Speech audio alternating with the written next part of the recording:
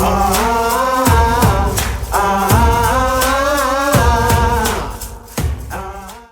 going on, guys? It's Ryan Doherty from Inviga Health, and our aim is to not only fix your pain but future-proof your body to provide physiotherapy programs that actually help to cater for this. Today I wanted to talk a little bit about some tips for working into lockdown. As you're all aware, we're in a bit of a lockdown here in Sydney, and posture-related issues become a huge problem when the lockdowns do occur. So I wanted to give you 3 tips for keeping your posture in check so you don't get posture-related injuries. The first one is to make sure you're getting up out of your chair regularly. I usually say every 45 minutes at least, but if you can get up about sort of every 30 minutes, then that's a really, really good thing too. The second thing is when you do get up, getting in and doing some rehab, and some rehab that works on your thoracic spine and your neck. And I'm going to give you some tips and a few exercises in just a sec. And the third one is your seated posture. So if you are actually sitting down in your chair, there's a few things to actually make sure that you're working on to make sure that you put yourself in the best possible posture to avoid injury. So the first thing is making sure that you've got the right ergonomics. And ergonomics just basically means that your seated posture when you're doing your work is at the most optimal level to make sure that you're getting good posture and avoiding the risk of posture-related injuries. First things first, always start with your base. So starting with your feet, you should always make sure that you're not on your toes like I am there, that you actually have your base and feet firmly into the ground. So you can use a bit of a stand if you are off the ground, where you can pop yourself down here underneath, and then you have your base there as you sit down. Knees should be at 90 degrees.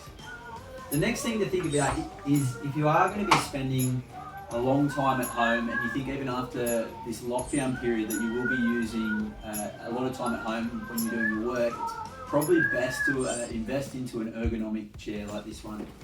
So the ergonomic chairs are set up properly to help to tilt your pelvis forward to avoid really sustained flexed postures like these ones. You can see at the base you've got a nice curved part here for your lumbar spine, and also the actual seat itself is faced slightly anteriorly or frontally to make sure that your pelvis tilts forward a little bit. If you don't have this and you're looking for a little bit of a hack to keep yourself in better posture, a towel underneath the back, right where your lumbar spine is a really good idea for getting yourself into that posture. So you just pop it underneath there and then sit back into that posture.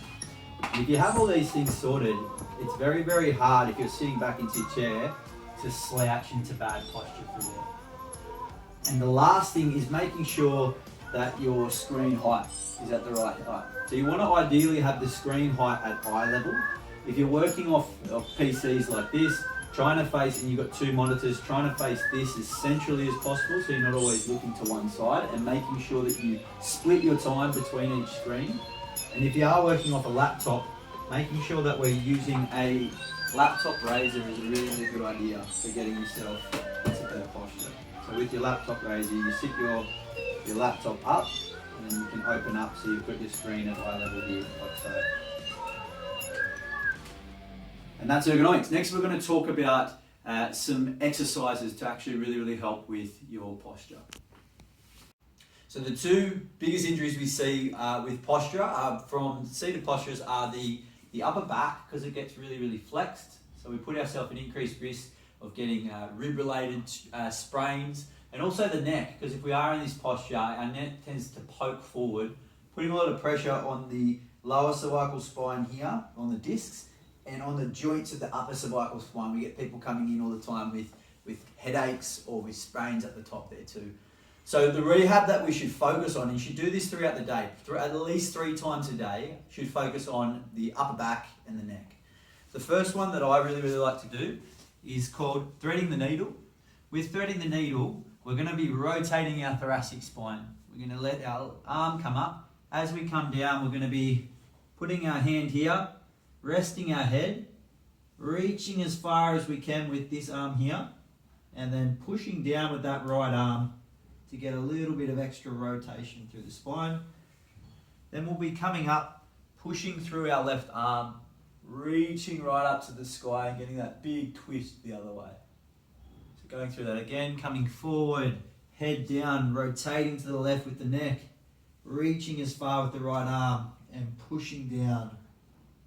And coming back to the right, pushing down with the left arm to make ourselves tall and opening up. So that's the first one, called threading the needle. Aim to do sort of about 12 each side, about 3 times a day. The second one we want to work on is a child's pose. So if you've done yoga before, you would have seen child's pose. Just opening up the legs a little bit, reaching your arms out as far as you can and letting yourself flex down. When we do flex down, resting our head. And to get the neck involved in this one here, we're just going to be lifting up with the neck and letting the neck return back to the floor. As we're doing this, it's going to be really working on the lower part of the cervical spine, which can get quite stiff and flexed. And we're going to be doing the opposite to help with that mobility, just opening up, getting that good extension through the neck. Again, trying to do sort of 12 to 15, 3 times a day. And the last one, really good one to do, is just to activate what's called our deep neck flexors. And our deep neck flexors become quite weak when we're sitting all the time because of that poke neck posture. They become very inactive and stretched. The best way to work on this one here is to lay onto your back and think about just doing a small chin tuck. So as we tuck our chin, we're going to be retracting our neck. We're not going to be nodding down like this. We're just going to be retracting our neck inwards a little bit. And then while you do that, try and tense up so you're just lifting your head just off the ground. So imagine you're still making a little bit of contact with the ground and then release. So showing that again, chin tuck first and then just lifting your head up a little bit while still keeping a little bit of contact with the ground and release. Ideally, we should be feeling it through the front of the neck here. If you start feeling it at the back of the neck, it's because you're just reaching up like this and you're not tucking your chin. So remember, chin tuck, reach up, just make a bit of ground contact and back down. So that's my 3 tips for lockdown during this period. It could last a little while. So making sure you get up at least every 45 minutes, making sure that you have the right desk set up, or if not, making sure you use some of those hacks that we talked about today to help minimize posture-related pain. And the third one, making sure we do those 3 rehab exercises throughout the day, at least 3 times. But if you are feeling a bit stiff, you can get up and try it anytime.